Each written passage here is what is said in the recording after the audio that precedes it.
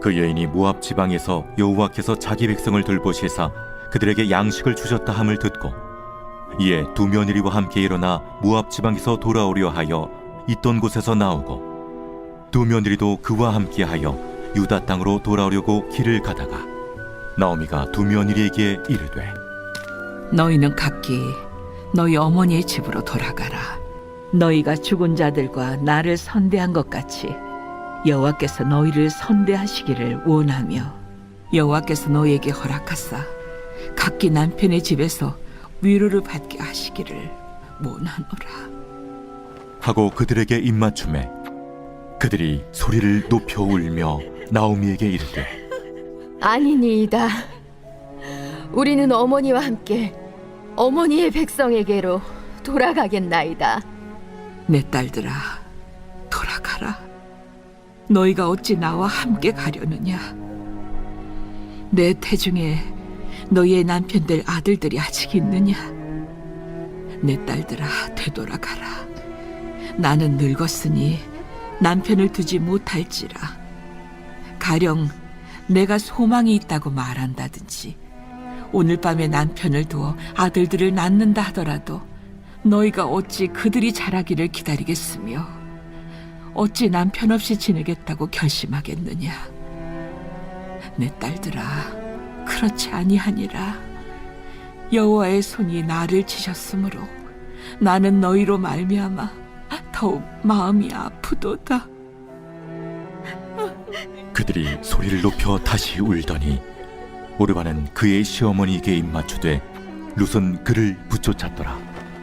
나오미가 또 이르되 보라, 내 동서는 그의 백성과 그의 신들에게로 돌아가나니 너도 너의 동서를 따라 돌아가라. 하니 룻이 이르되 내게 어머니를 떠나며 어머니를 따르지 말고 돌아가라 강건하지 마옵소서. 어머니께서 가시는 곳에 나도 가고 어머니께서 머무시는 곳에서 나도 머물겠나이다. 어머니의 백성이 나의 백성이 되고 어머니의 하나님이 나의 하나님이 되시리니 어머니께서 죽으시는 곳에서 나도 죽어 거기 묻힐 것이라. 만일 내가 죽는 일 외에 어머니를 떠나면 여호와께서 내게 벌을 내리시고 더 내리시기를 원하나이다. 나오미가 룻이 자기와 함께 가기로 굳게 결심함을 보고 그에게 말하기를 그치니라. 이에 그 두 사람이 베들레헴까지 갔더라. 베들레헴에 이를 때 온 성읍이 그들로 말미암아 떠들며 이르기를 얘가 나오미냐? 나를 나옴이라 부르지 말고 나를 마라라 부르라.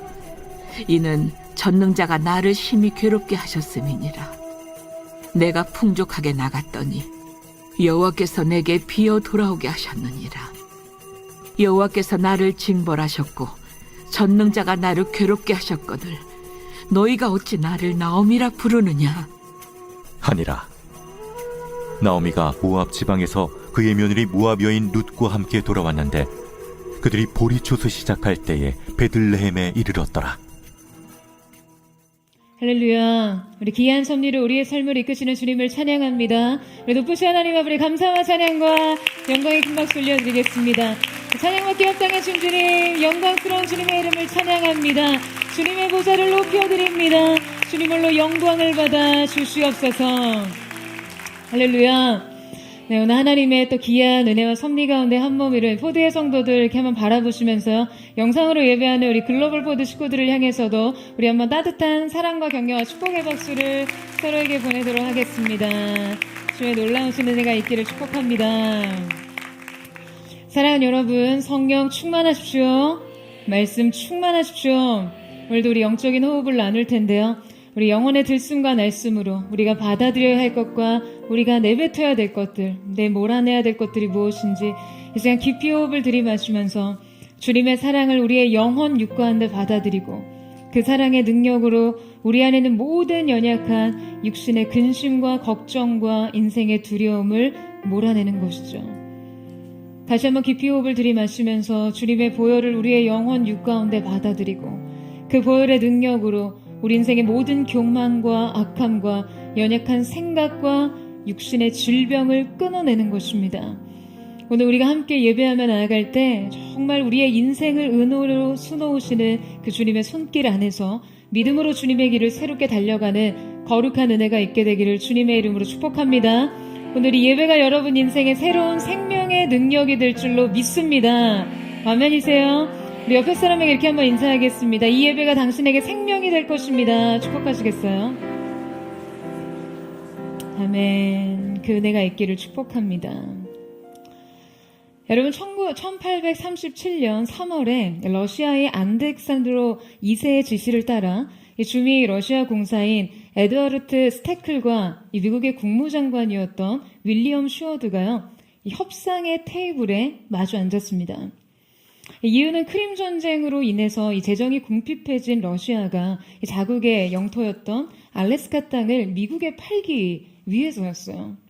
협상은 밤새도록 이루어져서 두 사람은 이 거대한 알래스카 대륙을 720만 달러, 원화로 약 한 90억 원의 헐값에 이 매매로 하기로 계약서에 서명을 합니다.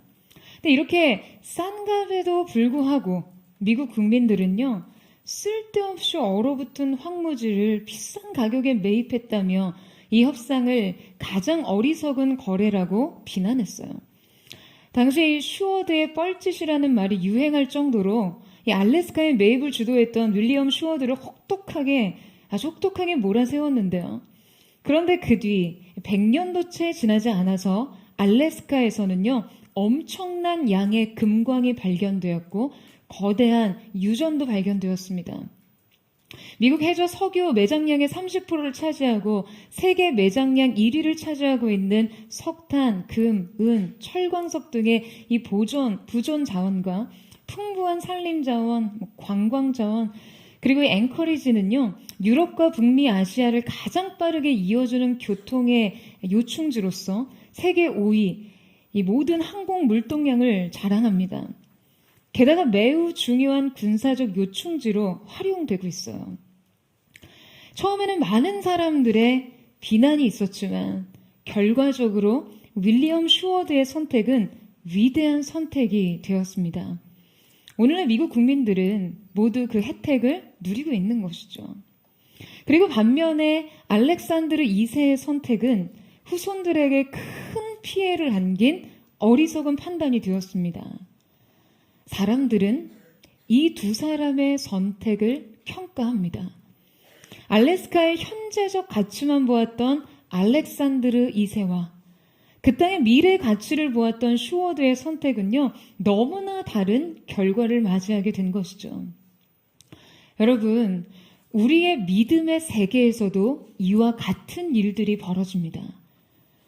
지금 당장에 미련하고 어리석어 보이는 믿음의 선택이요, 우리의 인생을 축복으로 이끄는 위대한 선택이 되기도 하고요.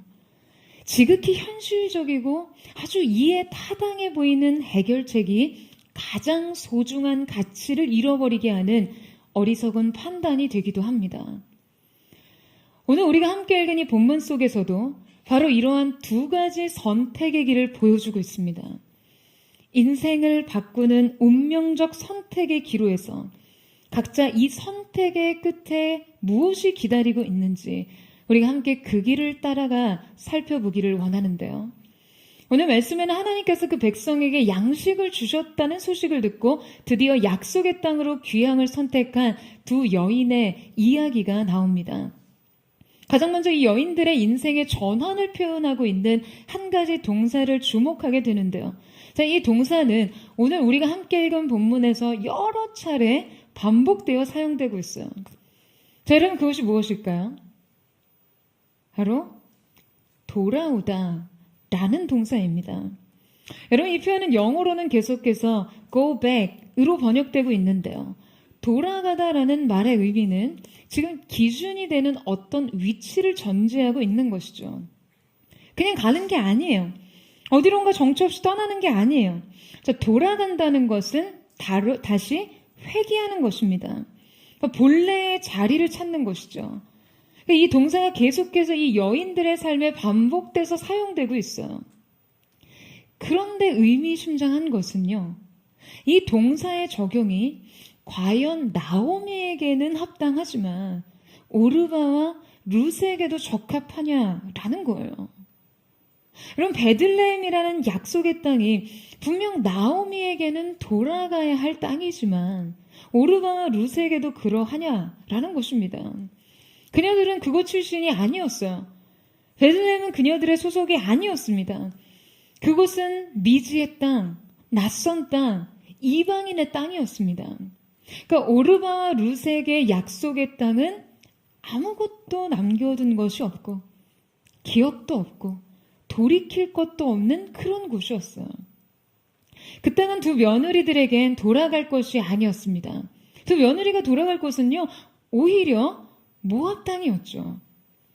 하지만 이 동사가 반복되어 사용되면서 이들의 행위를 촉구하고 묘사하고 있는 것은요, 어쩌면 바로 지금 이 여정에 대한 그들의 결단과 선택이 지금 단지 그들의 행방에 관한 것이 아니라는 것을 알 수 있습니다. 그들의 소속과 정체성 그 자체를 결정하는 문제임을 드러내고 있는 것이죠. 단순히 어디로 가서 어디서 거주하느냐의 문제가 아니었습니다. 단순히 먹고 살기 위해 이주를 택하는 문제가 아니었어요. 이 선택은 삶의 정체성과 소속을 결정하는 문제였습니다. 그럼 결국 오늘 본문에 등장하는 세 여인은요, 모두 돌아가기를 결정합니다. 나오미도 오르바도 룻도 각자 돌아가기를 결정했어요. 이 선택으로 끝내 그들은 각자의 영적인 소속과 신분을 결정하게 됩니다. 특별히 오늘 나오미와 그녀의 자부 룻의 선택에 드러난 그들의 믿음을 대조적으로 살펴보면서 오늘 우리도 그 믿음의 선택을 하기를 원하는데요. 나오미의 선택에 드러난 그녀의 믿음의 첫 번째 특징은 바로 신앙의 이율배반입니다. 우리 함께 본문 6절에서 9절 말씀을 같이 한번 읽어보도록 하겠습니다. 시작. 그 여인이 모압 지방에서 여호와께서 자기 백성을 돌보시사 그들에게 양식을 주셨다 함을 듣고 이에 두 며느리와 함께 일어나 모압 지방에서 돌아오려 하여 있던 곳에서 나오고 두 며느리도 그와 함께 하여 유다 땅으로 돌아오려고 길을 가다가 나오미가 두 며느리에게 이르되 너희는 각기 너희 어머니의 집으로 돌아가라. 너희가 죽은 자들과 나를 선대한 것 같이 여호와께서 너희를 선대하시기를 원하며 여호와께서 너희에게 허락하사 각기 남편의 집에서 위로를 받게 하시기를 원하노라 하고 그들에게 입맞춤에 그들이 소리를 높여 울며. 자, 여러분 지금 이 장면은 나오미와 두 자부의 아주 눈물겨운 이별의 모습을 소개하고 있습니다. 지금 벌어지는 상황이 여러분 어떤 상황이었죠? 있던 곳에서 나오고라는 말은요, 나오미가 자신의 삶에서 빠져나오고 있다는 의미입니다. 이것은 지금 그녀의 삶 전체를 가리키는 것이었어요. 이 시간과 공간, 모든 삶의 습관과 형편 모두를 이제 과거로 돌리고 새로운 미래를 향해 발을 내딛었습니다. 그런데 그때 돌연 이 나오미는요, 그녀의 자부 오르바와 룻에게 각기 자기 어머니의 집으로 돌아가라고 권합니다.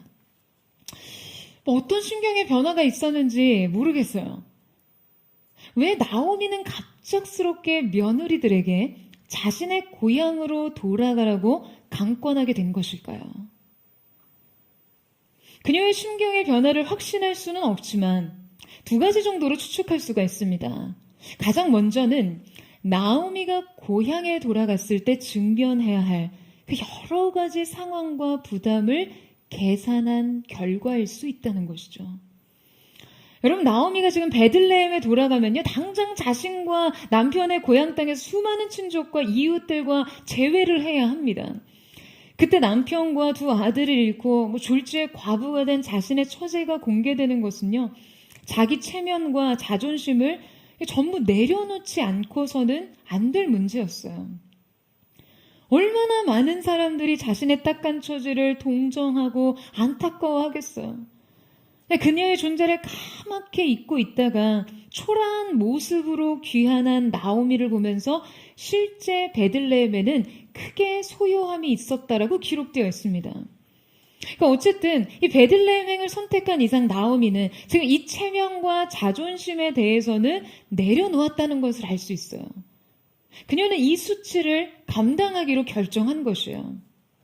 그런데 나오미의 자부가 이 길에 동행을 할 경우에는요, 조금 더 민감한 문제가 끼어듭니다.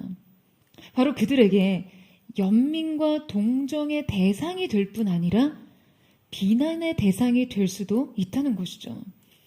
여러분, 유대 사회에서는요, 이방 여인과의 결혼을 용납하지 않았어요. 그러니까 나오미가 모압 땅에서 아들들에게 그 이방의 여인들을 취하게 했다는 점은요, 유대 사회에서는 크게 비난받을 수 있는 행위였습니다. 그러니 자신의 고향 땅의 모압 며느리들을 둘이나 대동하는 일이 지금 더 큰 스캔들의 원인이 될 수 있던 것이죠. 그는 며느리들의 존재로 인해 자신의 과거를 숨길 수가 없게 됩니다. 그러니까 며느리의 존재는 그녀의 실패를 넘어 죄에 대한 폭로였으니까요. 이 동행은 그녀에게 큰 심리적인 부담이었겠죠. 또 한 가지의 이유는 아마도 이것이 이 두 며느리를 정말 소중한 딸처럼 아끼던 나오미의 진심 때문이었을 거예요. 이들의 관계는요, 매우 친근했던 것 같아요. 나오미는 두 며느리가 앞으로 처하게 될 그 현실에 대해 무게감을 느꼈어요. 마음이 아팠을 거예요. 젊은 나이에 남편을 잃은 이 두 여인의 처지가 그냥 너무 딱한 것이죠.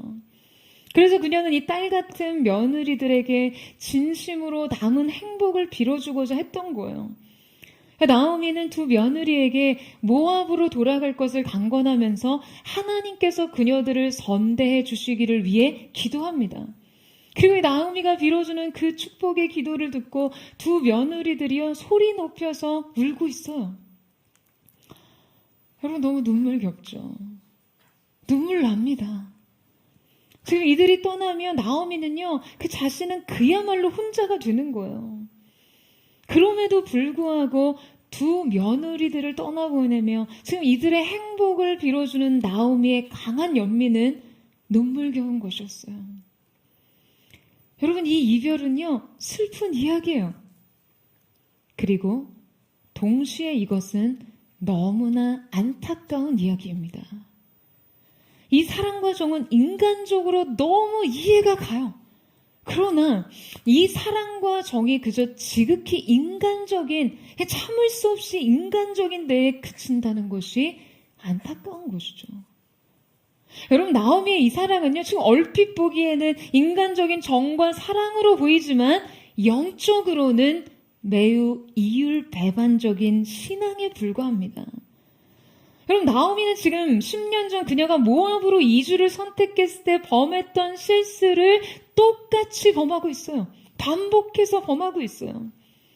여러분, 모압으로의 이주 역시 인간적으로는요, 충분히 이해할 수 있는 것이었어요. 하지만 그것이 하나님의 약속과 축복 아래에 있는 선택이 아니었기에 동시에 영적으로는 여러분 어떠한 의미가 있었죠?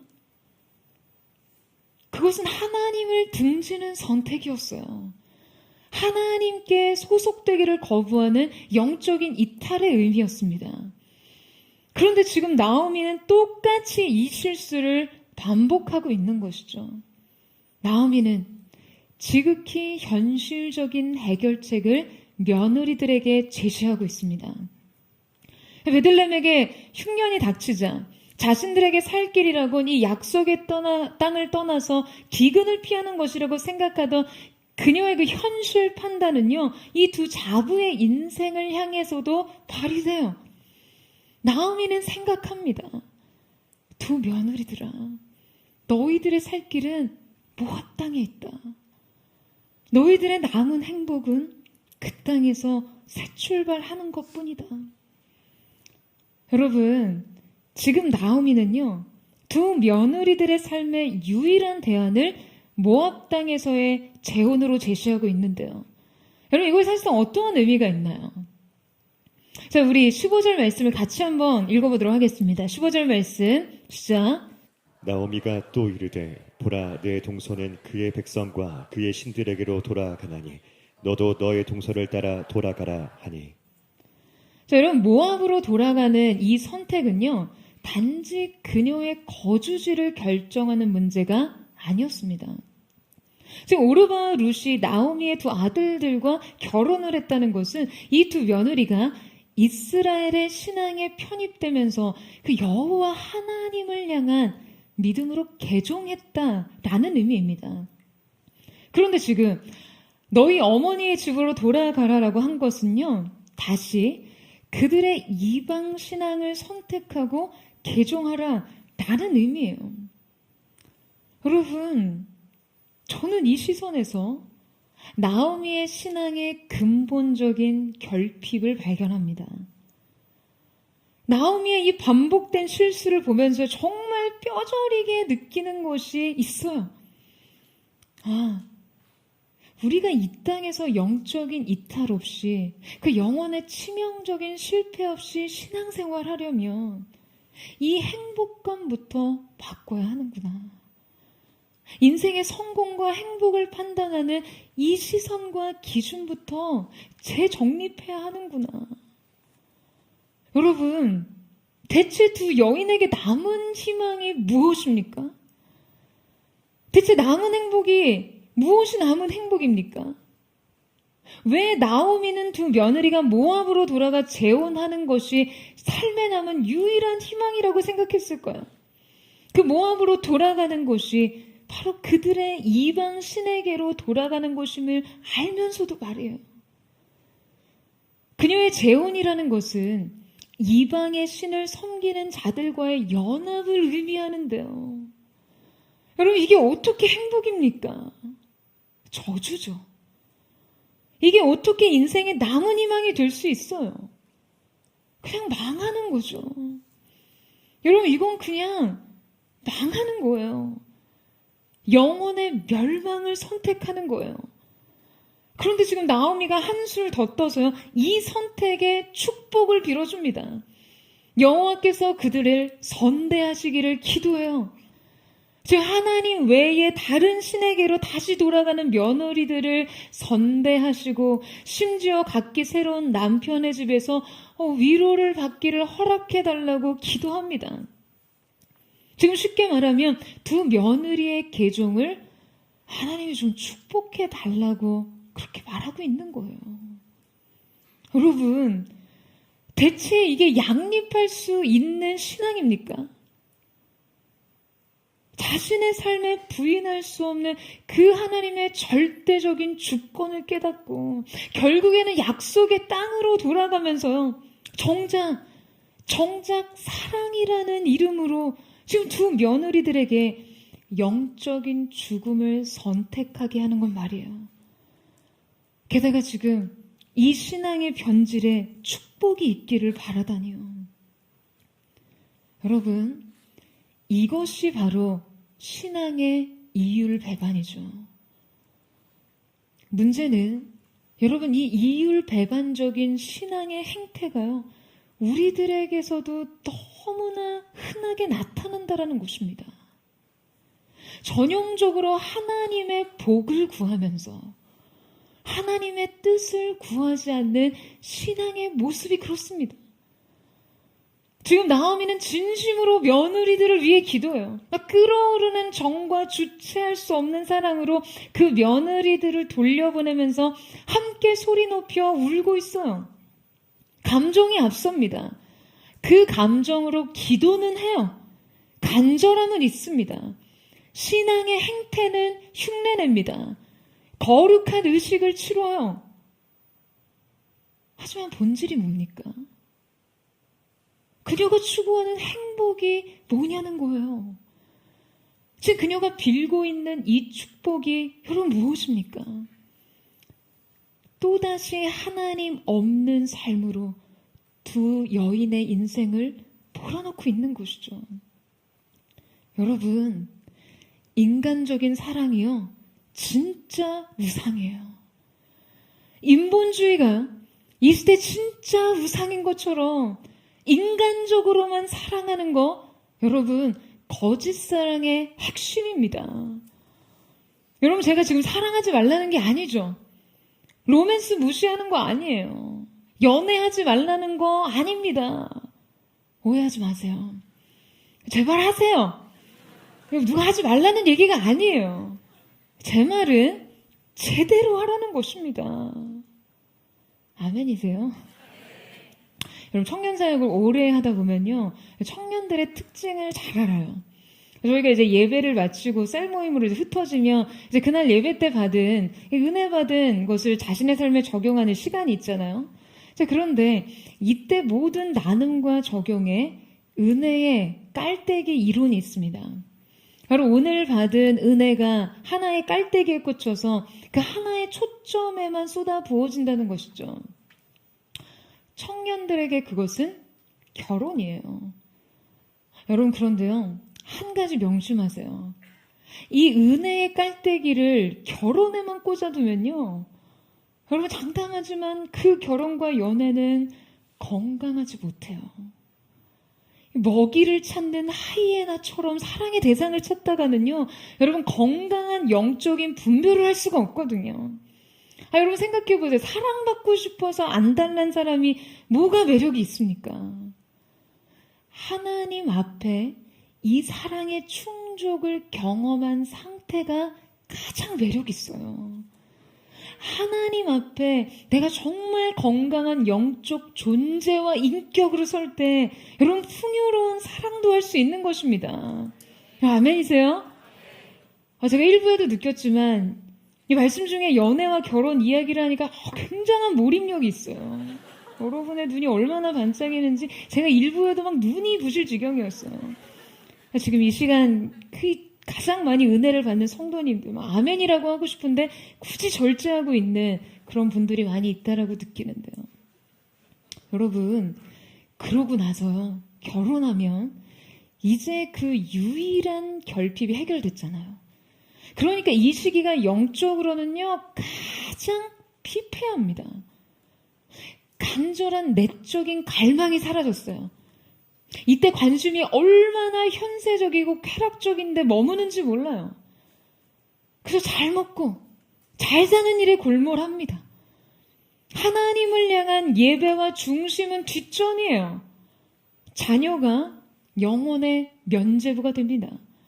그냥 육아에 지친다는 이유로요, 그냥 시간만 나면 맛집이나 탐방하는 문화. 온갖 영적 태만과 소비 문화에 찌들어 있는 시기가 바로 이 시기예요. 깔때기는 이제 오직 자녀 양육으로 향해 있어요. 여러분, 그런데요, 이 시기를 이렇게 보내고 나면 정말 돌이킬 수 없는 중년의 침체를 맞이하게 됩니다. 여러분, 우리의 사랑이 인간적인 사랑에서 그치는 것만큼 우리의 신앙을요, 위태롭게 하는 것이 없습니다. 영혼의 문제를 강구한 사랑이 진정한 사랑일까요? 그냥 먹고 사는 문제에 전부를 거는 것이 진정한 행복일까요? 여러분, 우리는 우리의 사랑을 한번 진단해 봐야 합니다. 그리고 우리의 행복과 성공을 바라보는 그 시선 또한 진단해 봐야 해요. 하나님 없는 삶을 선택하면서 그 삶에 하나님의 축복을 구하는 이 신앙의 이율배반, 하나님의 뜻에는 관심조차 없으면서 오로지 하나님의 축복만을 구하는 신앙의 현주소. 여러분, 저는 포드의 성도들 가운데 우리가 바라보는 인생 행복, 성공, 사랑에 대한 시야 교정이 있기를 주님의 이름으로 축원합니다. 행복을 위해 살기보다 영광을 위해 사세요. 하나님의 축복보다 하나님의 뜻에 더 큰 관심을 둘 수 있는 믿음의 사람들 되시기를 주님의 이름으로 축원합니다. 여러분, 오늘 본문에 나오미의 이 신앙적 특징과는 아주 대조적인 한 여인이 등장합니다. 바로 나오미의 자부 룻이에요. 이 룻의 선택에 드러난 그녀의 믿음의 첫 번째 특징은 바로 신앙의 초지일관입니다. 나오미의 강권으로 인해 이 오르바의 선택은요, 그녀의 고향 이 모압 땅으로 향합니다. 그녀는 그녀의 땅으로 돌아갑니다. 그녀의 신들에게로 돌아갔어요. 자, 그런데 이때 다른 한 여인의 선택이 우리를 감동시키죠. 우리 14절에서 16절 말씀을 같이 한번 읽어보도록 하겠습니다. 시작.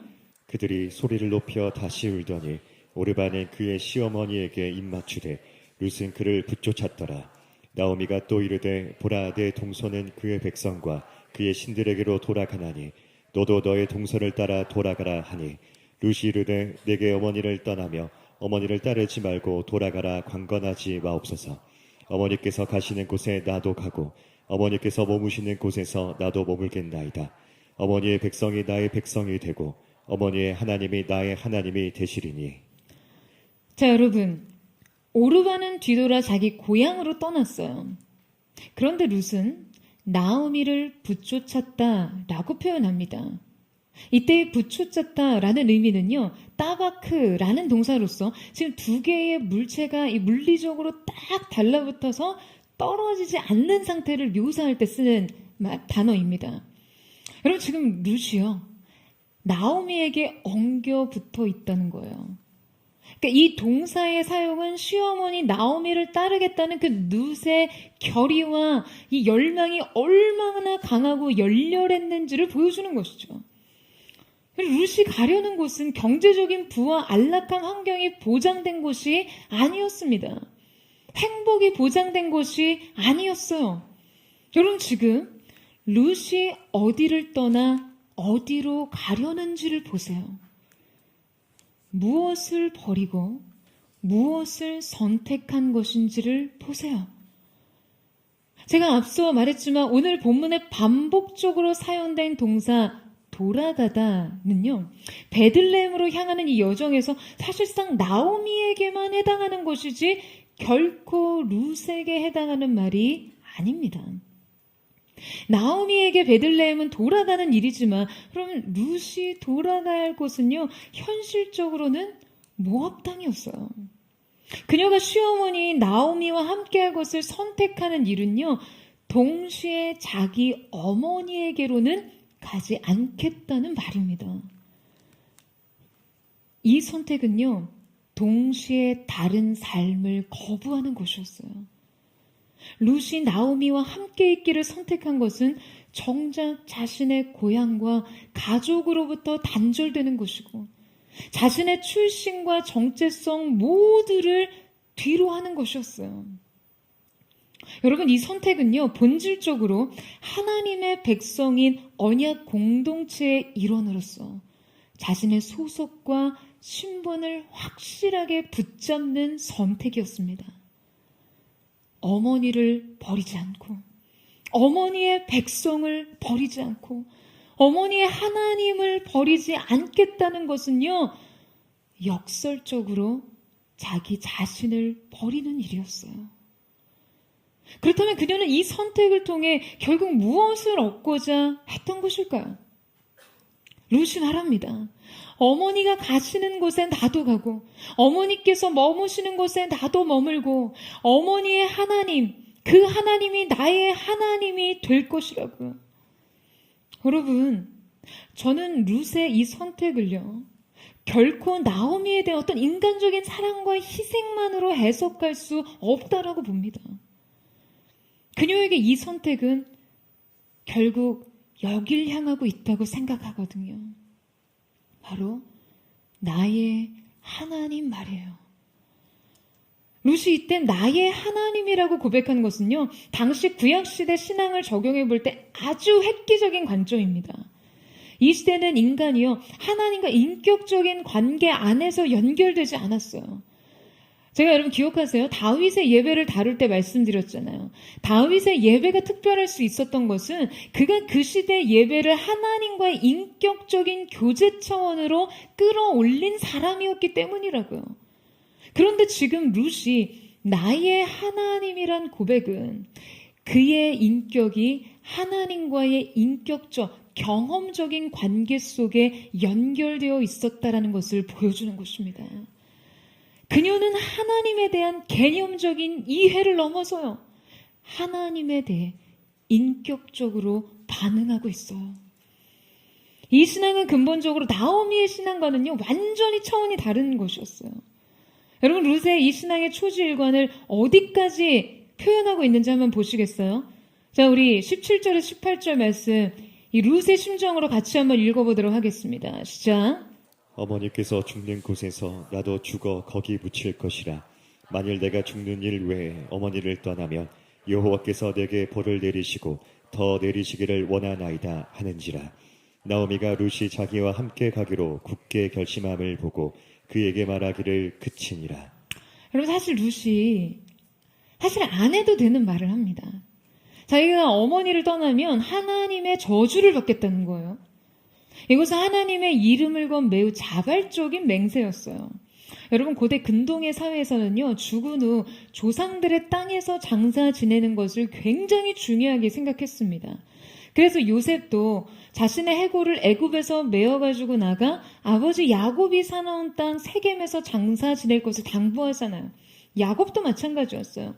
자, 그러니까 지금 룻이 죽어서도 자신이 어머니의 땅에 묻히겠다고 하는 이 고백을 하는 것은요, 지금 단순히 어머니에 대한 육정으로 인해 그 어머니를 떠나지 않겠다라는 충성을 고백한 것이 아니라 여호와 하나님을 향한 그녀의 초지일관의 신앙을 고백하고 있는 것이죠. 그러니까 자신의 소속과 정체성을 결코 이방 신앙에 두지 않겠다라는 것이에요. 룻은 최고의 가치를 선택하기 위해 자기 인생의 다른 행복을 포기합니다. 이 가치를 위해서라면 평범한 여인의 행복을 포기할 수 있다고 생각해요. 인생의 다른 가능성을 내려놓습니다. 더 중요한 것, 더 가치 있는 것을 선택하기 위해서 이 선택은 바로 믿음의 기초 위에 올려져 있었어요. 여러분, 우리는 나오미의 선택에서 나오미의 믿음을 보고 룻의 선택에서 룻의 믿음을 봅니다. 이 나오미의 이율배반적 신앙과 룻의 초지일관적 신앙 말이에요. 여러분, 우리의 신앙은 과연 어디에 속해 있습니까? 여러분의 신앙은 어디에 속해 있나요? 사랑하는 여러분, 여러분의 선택을 믿음 위에 올려두세요. 여러분, 아멘이세요? 룻의 이 결연한 의지를 보고 나오미는요, 더 이상 그녀의 이 선택을 거절할 수 없었습니다. 자, 우리 18절에서 20절 말씀을 같이 한번 읽도록 하겠습니다. 시작. 나오미가 룻이 자기와 함께 가기로 굳게 결심함을 보고 그에게 말하기를 그치니라. 이에 그 두 사람이 베들레헴까지 갔더라. 베들레헴에 이를 때 온 성읍이 그들로 말미암아 떠들며 이르기를 이가 나오미냐 하는지라. 나오미가 그들에게 이르되 나를 나오미라 부르지 말고 나를 마라라 부르라. 이는 전능자가 나를 심히 괴롭게 하셨음이니라. 자, 여러분, 이때 나오미의 심리 상태가요, 매우 묘합니다. 여러분, 며느리가 지금 이 정도로 어머니를 떠나지 않겠다고 동행과 충성을 맹세했는데 룻을 향한 감동과 고마움을 표현하지 않았다는 게 여러분 좀 의아하지 않으세요? 지금 나오미의 감정은 굉장히 미묘하고 복잡했던 것이죠.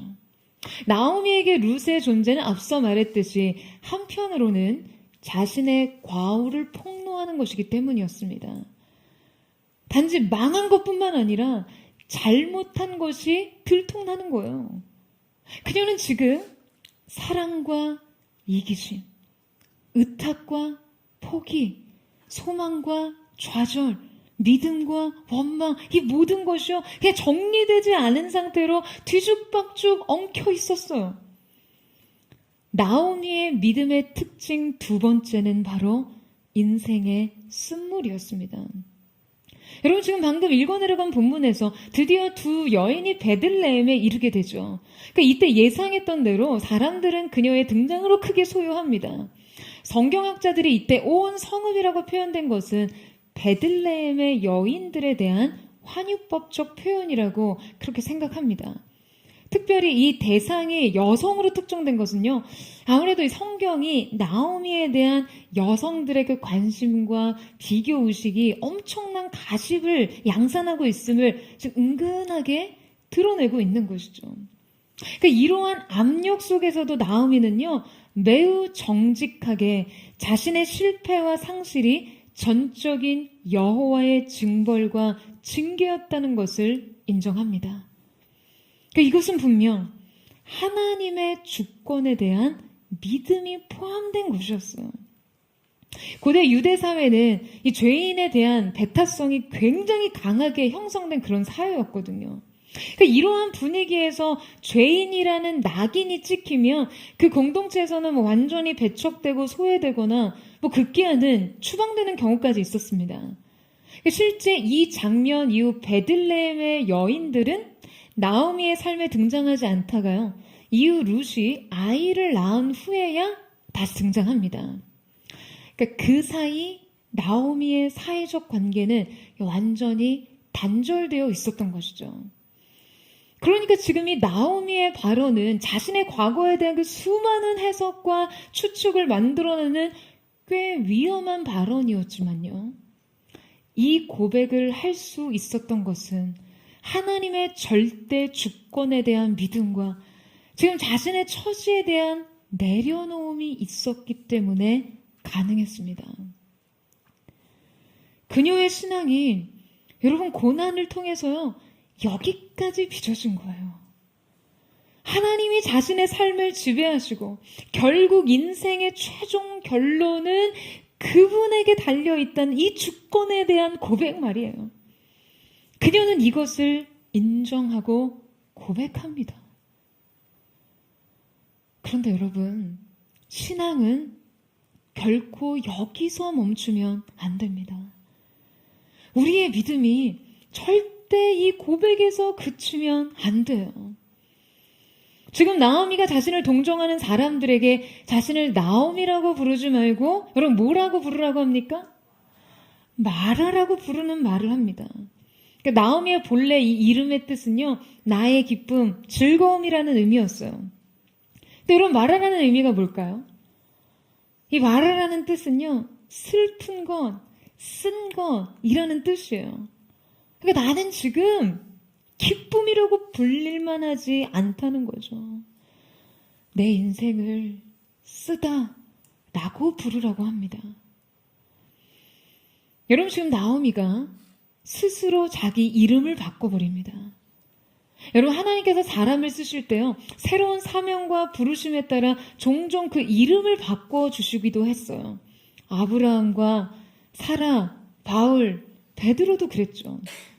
그 부르심에 적합한 정체성의 변화를 위해서 그 이름을 바꿔주시는 거예요. 그런데 스스로 자기 이름을 바꾸는 일은 없었습니다. 나오미의 이러한 행동은요, 지금 명명자에 대한 반항심과 인생의 그 쓴뿌리를 그대로 드러내고 있는 것이죠. 이것은 하나님에 대한 교만과 악감정의 표현이었습니다. 여러분 우리의 신앙도요, 딱 이 수준에 머물 때가 많아요. 하나님에 대해서는 인정해요.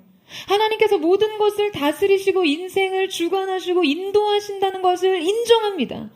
그 주권에 대해서는 부인할 수가 없어요. 그런데 문제는요, 하나님에 대한 인정은 있지만 겸손은 부족한 거예요. 인생의 여러 고난과 역경을 통해 하나님의 주권에 대한 경험은 있지만 하나님의 선하심에 대한 경험은 부족한 것이요. 여러분 그래서 종종 우리도 이렇게 말하잖아요. 하나님이 살아계신 건 알아.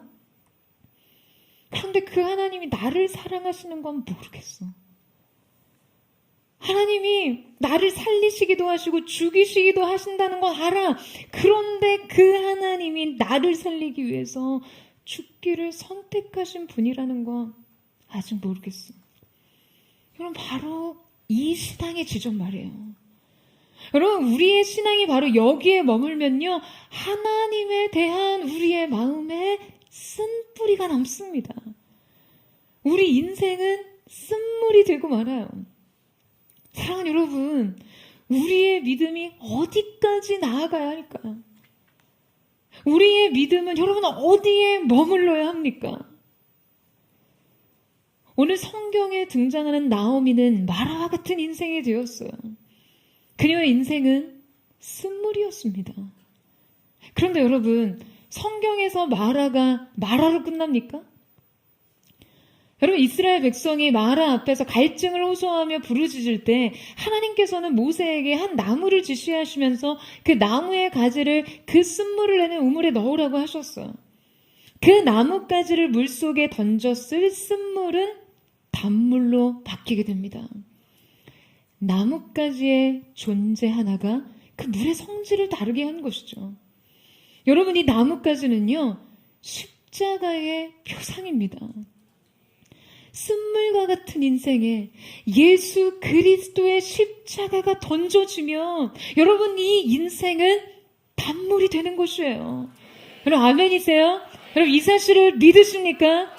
사랑하는 여러분 인생에 십자가를 던지세요. 마시지 못할 쓴물과 같은 그 인생에 예수를 더하십시오. 이 쓴물이 단물이 되게 하는 비밀은 십자가에 있어요. 이 마시지 못할 쓴물 같은 인생에 막대기 하나가 던져집니다. 이 막대기는 한 여인의 인생이었어요. 바로 룻의 인생이요. 룻의 믿음, 룻의 헌신, 룻의 사랑이 던져줍니다. 룻의 믿음의 특징 두 번째는 바로 인생의 단물이었습니다. 룻의 믿음의 선택과 헌신은 나오미의 인생의 쓴물을 단물로 바꿀 수 있는 결단이었어요. 뿐만 아니라 이 결단은 그녀의 인생을 근본적으로 또 총체적으로 뒤바꾼 선택이었습니다. 룻은 실패와 상실의 땅에서 만난 그 이방 여인이었음에도 불구하고 여러분, 훗날 그리스도의 계보를 이을 여인이 됩니다. 마태복음 1장의 기록에 보면 그리스도의 계보 중에 등장하는 3명의 여인의 이름 중에 한 사람이 룻이었어요. 룻은 보아스를 통해 오벳을 낳고 오벳은 이새를 낳고 이새는 바로 다윗 왕을 낳게 됩니다. 과부였던 이 이방의 여인 룻의 후배가 다윗 왕이 된 것이에요. 여러분, 놀랍지 않으세요? 여러분, 이것이 얼마나 기막힌 인생 역전입니까? 지난주에 이 첫 룻기 설교를 마치는 월요일에 아버지께서 이 책을 꼭 한번 읽어보라고 책 한 권을 보내주셨어요. 바로 이 유대적 관점에서 본 룻기에 관한 역사적 해석이 담긴 책이었는데요. 철저하게 유대 신앙과 역사를 통해 그 3000년 전의 사건을 파헤친 책이었습니다. 그 룻기서에 대한 유대 전통적 시선과 해석이 굉장히 신선하니까 이 룻기서를 강해하고자 한다면 꼭 한번 참고하라고 하시더라고요. 이 책은 과부가 된 나오미를 하나님을 잃어버린 이스라엘로, 룻을 교회 자체로, 오르바는 세상으로, 훗날 룻의 남편이 될 보아스를 그리스도로 상징적으로 해석하고 있더라고요. 그러면서 실제 유대 역사서에 전해지는 이 이야기를 기록하고 있었는데요. 이스라엘의 주요 일간지인 예루살렘 포스터지에 1997년 6월 7일자 칼럼에 의하면요, 유대 문헌에 따른 오르바의 족보를 기록하고 있더라고요. 오르바는 시어머니 나오미를 따라 베들레헴에 간 룻과는 달리, 여러분, 자신의 고향 모압으로 돌아갔죠. 그녀는 그곳에서 거인족 르바임의 후예와 결혼했다라는 그 이야기가 역사적으로 전승된다는 거예요. 그래서 그 유대 역사의 기록에 따르면 오르바가 낳은 아들이 이스비였고, 이스비가 낳은 아들이 바르실레였고, 이 바르실레가 아들을 낳았는데요. 자, 여러분, 이 바르실레의 아들이 누구인지 아세요? 이 바르실레의 아들이 바로 가드의 거인 골리앗이라는 거예요. 자, 여러분, 룻의 증손자가 누구였죠? 바로 다윗 왕이었습니다. 그런데 지금 오르바의 증손자가 누구라고요? 골리앗이라는 거예요. 룻은 다윗의 증조 할머니였고, 역사적인 기록에 따르면 오르바는 골리앗의 증조 할머니가 되었다는 거예요. 여러분, 과연 누가 다윗과 골리앗의 이런 관계를 상상이나 할 수 있었겠어요? 그들의 이 선택이 그들의 운명을 이토록 다르게 하다니요. 여러분, 믿음의 선택이 이 둘의 운명을 이토록 다르게 만들었습니다. 한 사람은 인생의 기로에서 자기 고향과 자기 신에게 돌아갈 것을 택했어요. 당시 이 눈물겨운 선택을 비난할 사람은요, 아무도 없었습니다. 그녀의 선택은 동정받기에 충분했어요. 아니, 남편이 죽고 홀로 된 과부로서 자기 고향을 다시 찾아간 이 선택을 과연 어느 누가 비난할 수 있겠어요?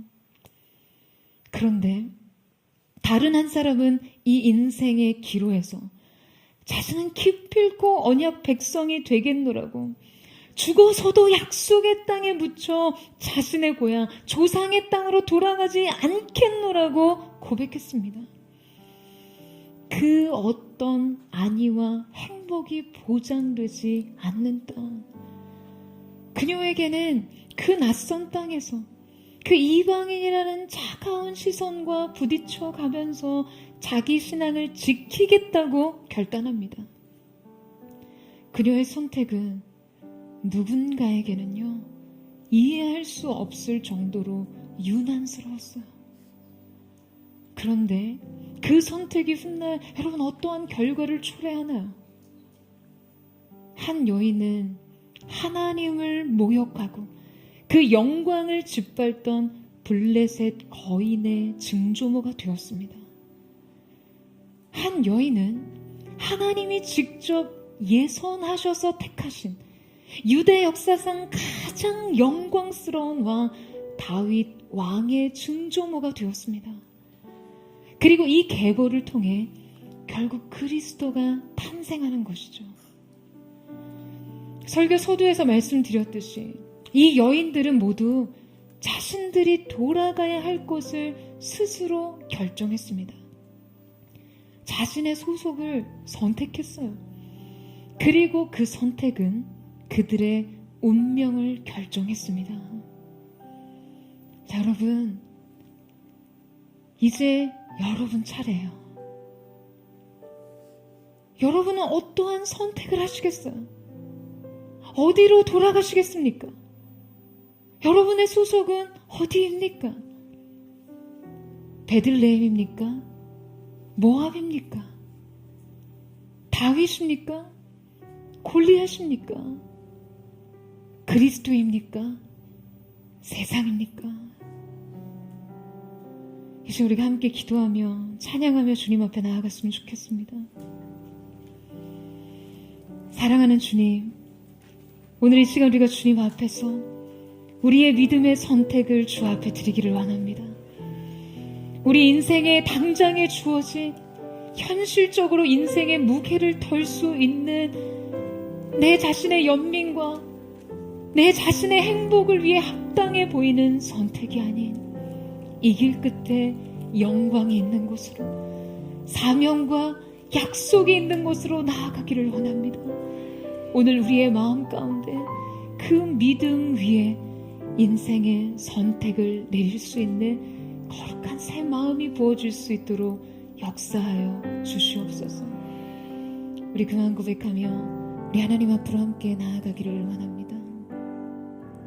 주가 보이신 생명의 길, 나 주님과 함께 상한 마음을 들이며 주님 앞에 나가리.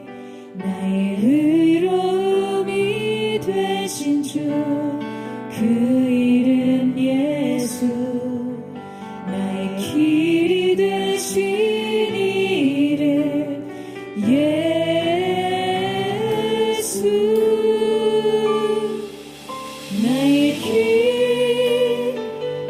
오직 그가 하시나이 나를 단련하신 후에 내가 정금같이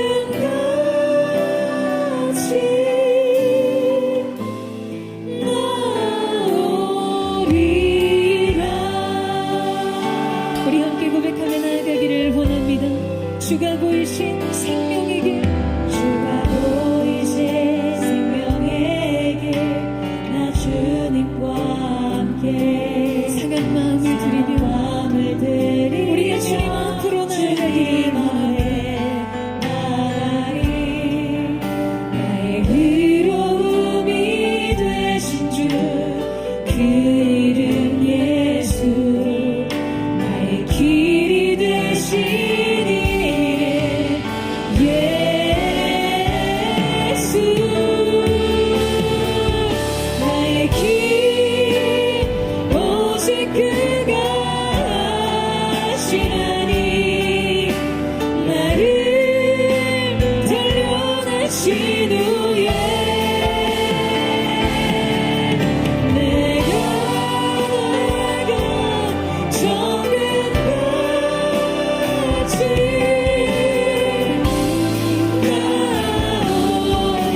나의 약속하시나니 나의 길 오직 그가 하시나니 나를 단련하신 후에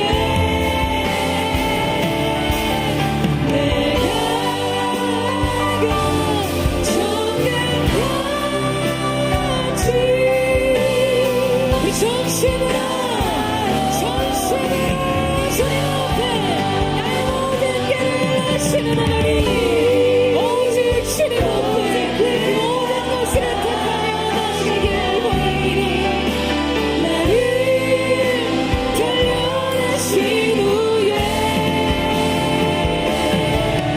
내가 정금같이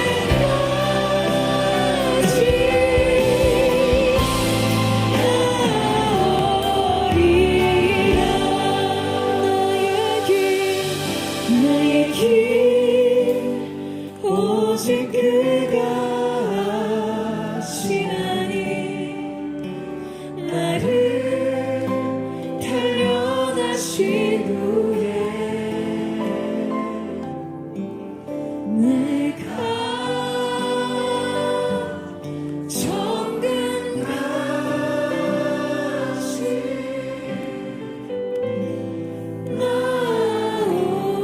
나오리라. 사랑하는 주님, 오늘 우리의 인생에 굽이치는 삶의 길목마다 우리 앞에 놓여진 이 선택의 기로에서 사랑하는 포도의 성도들이 믿음의 선택을 주 앞에 내리는 하나님의 사람들로 살게 하여 주시옵소서. 주님, 내 인생의 형편과 상황이 너무나 이 선택이 당연해 보이지 않습니까? 이것이 내 행복을 위해서 내 인생의 현실적인 이 선택이 가장 지혜로운 방법이 아니냐는 질문 앞에서 주님, 우리가 세상을 향해 우리의 이전의 행복을 찾던 삶을 향해 나아가지 않게 하시고 오직 하나님의 영광을 위한 삶의 선택이 오늘의 믿음의 선택이 되게 하여 주시옵소서. 약속을 향해, 주님 사명을 향해, 이 길 끝에 영광이 있는 곳을 향해 나아가는 하나님의 사람들로 서게 하여 주시옵소서. 여러분, 믿음의 선택에 영광이 있는 줄로 믿으시기를 축복합니다. 평안이 있고 생명과 자유가 있음을 믿으시기를 축복합니다. 하나님의 길을 가면요, 베들레헴으로 향하는 길은 행복과는 무관한 방향이 될 거라고. 내 인생 행복을 위해 살라고요. 내 인생 행복을 위해 살라고요. 그 행복을 위한 기회를 쫓아가라고 말하는 세상의 속삭임, 이 모든 거짓 회방이 예수님의 이름으로 끊어지기를 축복합니다. 주님, 오늘 새로운 믿음의 체계가 우리 가운데 새겨지게 하여 주시옵소서. 영광을 향해 돌아가게 하여 주시옵소서. 주시옵소서. 주께로 약속을 향해 생명을 향해 나아가게 하여 주시옵소서. 오늘 그 마음을 주님 앞에 드리며 그 전심으로 주의 한번 부르짖고 우리 역시나 동성으로 기도하겠습니다. 주여 사랑의 주님, 오늘 이 시간 하는 사람들이 인생의 약속의 땅을 향해 주님을 부르신 사명과 내 아버지의 집이 있는 곳으로 그렇게 주 앞에 나아가기를 원합니다. 세상의 식사에 내 행복을 위해 살라고요. 때로는 이 미래는 우리가 어디서 보니 인생이 결정된 선택이 그리스도의 기복을 위해 영광스러운 선택이 될 줄로 믿습니다. 오늘 내 사람들의 인생 속 오늘 우리의 삶 속에 부비치는 인생의 길목마다 주어진 선택의 사정 속에 우리가 주님의 길을 선택하며 주님의 길로 인해 나의 하나님의 길로 인해 거룩한 하나님의 사랑을 할 수 있도록 주님의 쌓여 주시기를 원합니다. 우리의 걸음이 주님과 함께 영광을 향한 길 위에 세워질 수 있도록 주여 함께하여 주십시오. 행복이라는 것도 가여퍼지 않게 하시고 인생의 그 누구도 못하는 곳에 자기의 영민적 선택, 감정적 선택, 슬픈 것 타협하고 인생에 손짓하는 세상의 손, 이방의 신으로 돌아가 세상의 원망과 손잡고 그 땅의 벽을 저지하는 모든 길로 예수님의 이름으로 끊어지게 하시고 주님과 함께 약속의 땅 베들레헴을 향하는 거룩한 하나님의 사랑, 거룩한 하나님의 은혜, 인생의 모든 것을 하나님 손에 의탁하게 맡겨드리며 하나님의 사랑을 낼 수 있도록 역사하여 주시옵소서. 이 배반적인 신앙의 행태들 예수님의 이름으로 하나님 끊어질지어다. 축복보다 하나님 당신을 얻게 삼아내 거룩한 예배가 되길 수 있도록 역사하여 주시옵소서.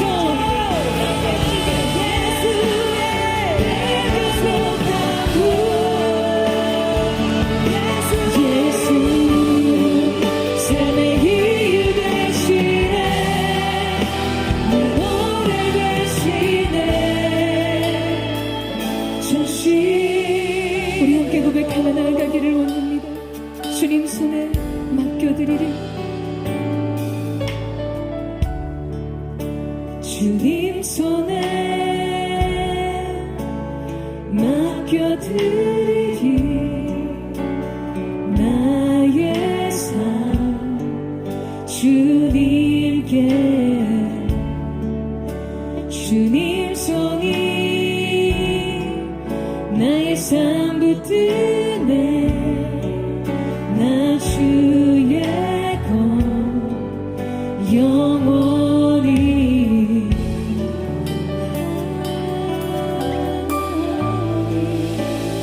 내가 믿는 분 예수, 내가 속한 분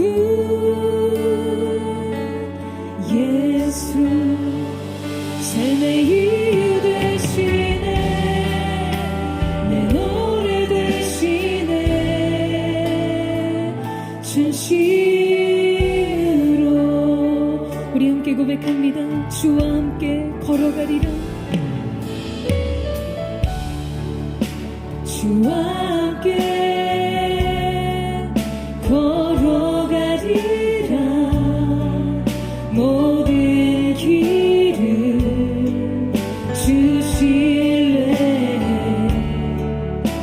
주 뜻 안에 나 살아가리. 주의 약속은 영원해.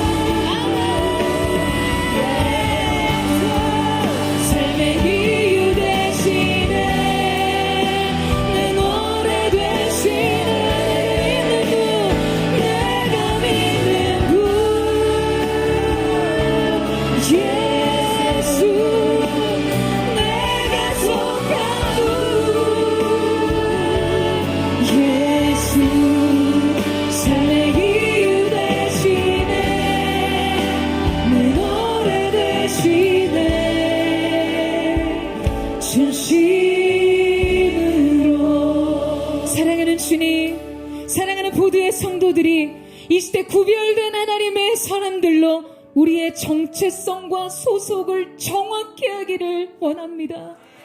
하나님의 뜻에는 관심조차 없으면서 하나님의 축복만을 구하는 인생 되지 않게 하여 주십시오. 하나님이 이 결정에 어떠한 마음이 있은지는 구하지 않으면서, 묻지 않으면서 내가 한 결정에 은혜를 부어달라고요. 주님 선대해 주세요. 내 길 열어주세요 라고 고백하는 신앙의 이율배반적인 모든 두 마음을 내려놓게 하여 주십시오. 정함이 없는 두 마음을 내려놓게 하여 주시고, 나의 하나님, 나의 아버지께로, 어머니의 하나님이 나의 어머님이 되고 나의 하나님이 되고 어머니의 백성이 나의 백성이 되리라. 내가 그 땅에서 죽기까지 어머니와 동행하겠다고 고백했던 룻의 신앙의 고백이 오늘 우리의 고백이 되게 하여 주시옵소서. 우리 인생의 길이 그 무엇이 있든 이 선택이 위대한 선택이 될 줄로 믿습니다. 주님, 우리 가운데 거룩한 능력을 기름 부어 주시옵소서. 우리 안에 두려움 없는 믿음이 부어지게 하여 주시옵소서. 이 믿음의 길에서 우리의 영혼의 귓가에 나의 사랑, 나의 어여쁜 자여, 너는 일어나 나와 함께 가자라고 말씀하시는 주님의 음성이 들려지게 하여 주시옵소서. 주님과 함께 그 길을 가게 하여 주시옵소서. 인생의 모든 두려움이 내려지게 하시고 두려움 없는 믿음과 거룩한 힘의 능력이 부어지는 은혜가 있게 하여 주시옵소서. 우리 주의 마음으로 짓고 우리 없으면 동성으로 기도하겠습니다. 주여, 사랑하는 주님, 오늘 이 시간 나의 사랑, 나의 어여쁜 자여, 너는 일어나 나와 함께 가자. 겨울도 끝나고 비도 그치고 나의 사랑, 나의 어여쁜 비둘기야, 너는 일어나 나와 함께 가자고 말씀하시는 주님과 함께 우리가 이 믿음의 길을 가기를 원합니다. 주님, 우리 가운데 새 힘과 능력을 부어주시옵소서. 우리 가운데 주님의 마음을 부어주시기를 원합니다. 이 선택 끝에 우리가 정말 하나님 앞에서 루시 경험했던 주님과의 인격적인 관계 속에 경험한 나의 하나님, 나의 하나님을 고백할 수 있는 그 믿음의 고백이 주 앞에 드려질 수 있도록 주여 함께하여 주시기를 원합니다. 하나님의 사람들의 인생 속에 기름 부으시는 주님의 은혜, 그 주님의 은혜가 기름 부어지게 하여 주시고 오늘 하나님과 동행하는 삶의 기쁨으로 주 앞에 나아가게 되는 놀라운 은혜의 역사가 주님 우리 가운데 나타날 수 있도록 주님 함께 하시고 기름 부어주시고 주님 역사하여 주시옵소서. 우리를 부르시는 주님과 함께 새로운 믿음의 길을 걸어갈 수 있도록 주님 함께하여 주시옵소서. 사랑하는 주님, 주님이 오늘 나를 부르시는 그 부름 앞에 우리가 주님의 마음을 드리며 나아가기를 원합니다. 너는 오늘 일어나 나와 함께 가자 말씀하시는 주님과 함께 그렇게 주님 앞에 서기를 원하오니 주님 역사하시고 오늘 우리의 손을 붙잡고 새로운 인생의 여정 그 길을 걷게 하여 주시옵소서. 나의 사랑, 너는 어여쁘고 참 귀하다. 어느 보석보다 귀하다.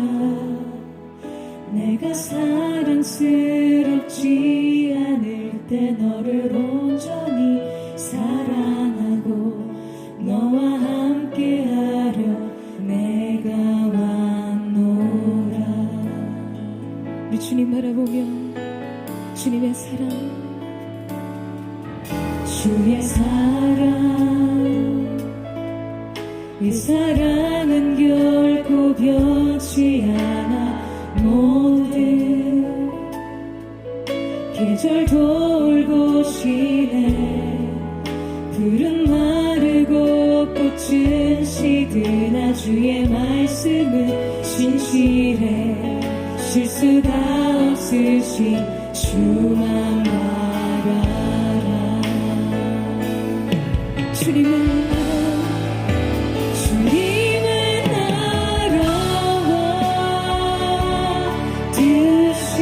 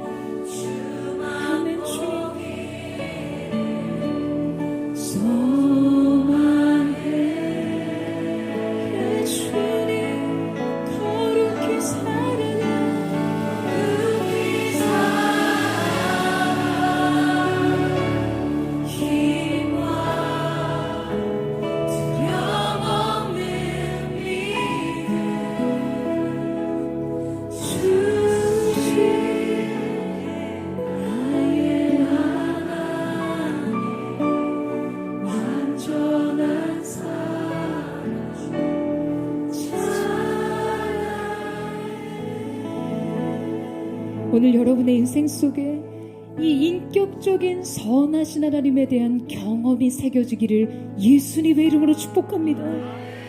오늘 이 자리에 내 인생 사명의 자리로, 부르심의 자리로, 약속의 자리로 돌아갔음에도 불구하고 여전히 내 인생을 말하라고 불러달라고 말하는 분 있으세요? 하나님의 주권과 인도하심, 주님의 말씀의 능력, 내 인생을 향한 주님의 계획 모두를 인정합니다. 영광이 있겠죠. 그러나 주님, 내 인생이 왜 이렇게 쓴가요? 왜 여전히 이 슬픔과 고통의 자리, 괴로움의 자리에서 몸부림쳐야 하나? 여러분, 이 고통 가운데 주님 앞에 신음하는 내 인생을 말하라고 불러다오 라고 말하고 싶은 성도들 이 자리에 있으십니까? 여러분 그 길을 가되 기쁨으로 가세요. 주님께서 여러분의 인생에 그 쓴물을 예수의 십자가로 단물되게 하실 줄로 믿습니다. 여러분 이 사실을 믿으세요? 여러분 이 사실을 믿으세요? 무엇이 여러분의 인생을 붙잡고 있습니까? 무엇이 영광을 향해 가는 그 걸음에 여전히 내 인생 말하라고 외치게 하나요? 예수께로 가세요. 여러분, 예수의 십자가 앞에 모든 것을 내려놓고 내 인생 쓴물을 단물되게 하시는 주님을 바라보십시오. 주님과 누리는 인생의 기쁨의 비밀을 여러분 안에 간직하는 은혜가 있기를 예수님의 이름으로 축원합니다. 모든 고통과 괴로움의 결과 예수님의 이름으로 명하노니 떠나갈지어다. 인생의 발목을 잡고 있는 실패가, 공황장애, 우울증 예수님의 십자가의 능력으로 명하노니 사라질지어다. 인생의 쓴물을 단물되게 하실 주님 앞에 주의 한번 부르짖고 우리 합심한 동성으로 기도하겠습니다. 주여,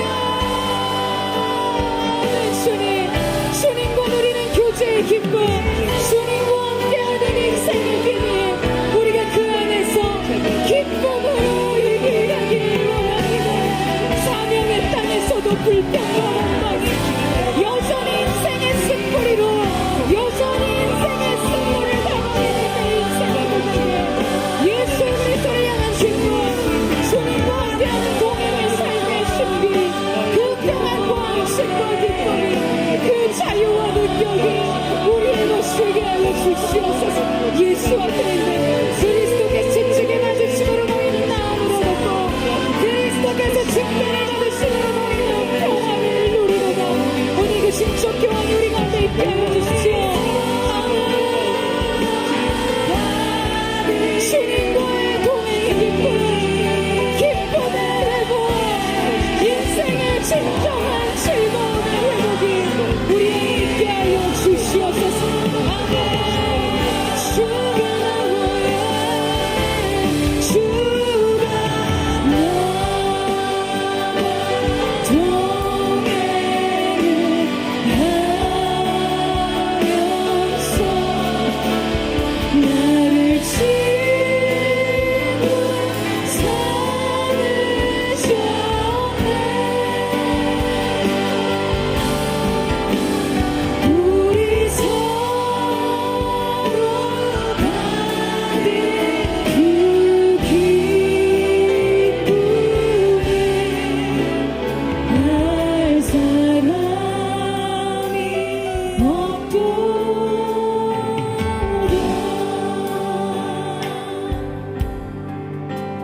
저 장미꽃 위에 있을 아직 맺혀 있는 그때에 귀에 으니 소리 들리니 주 음성 분명하다.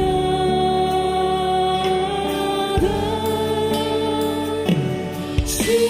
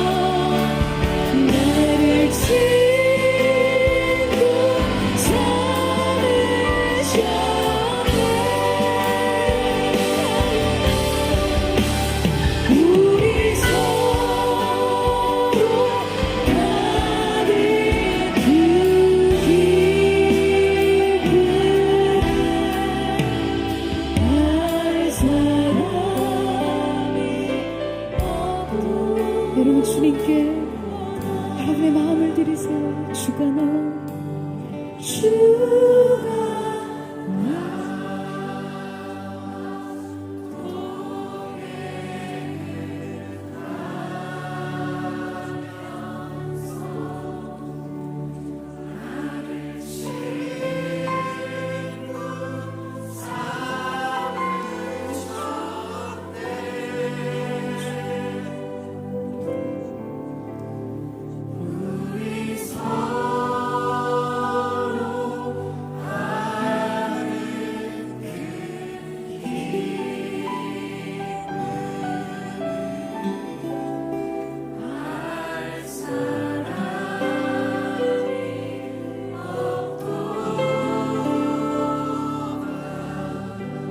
여러분, 종이 아닌 친구로서 그 길을 가십시오.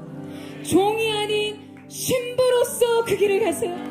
그 길을 가되 기쁨으로 가십시오. 주와 동행하는 그 선택의 걸음에 위대한 하나님의 뜻이 펼쳐질 것을 예수님의 이름으로 선포합니다. 믿음의 길 위에 서 있는 하나님의 사람들을 통해, 이 시대 모두의 성도들을 통해, 이 시대 이 세대 가운데 그리스도의 영광의 계보가 계속될 것을 예수님의 이름으로 선포합니다. 주님 오시는 그 길을 예비하는 신부의 세대가 될지어다. 기쁨의 세대가 될지어다. 영광의 세대가 될지어다. 아멘.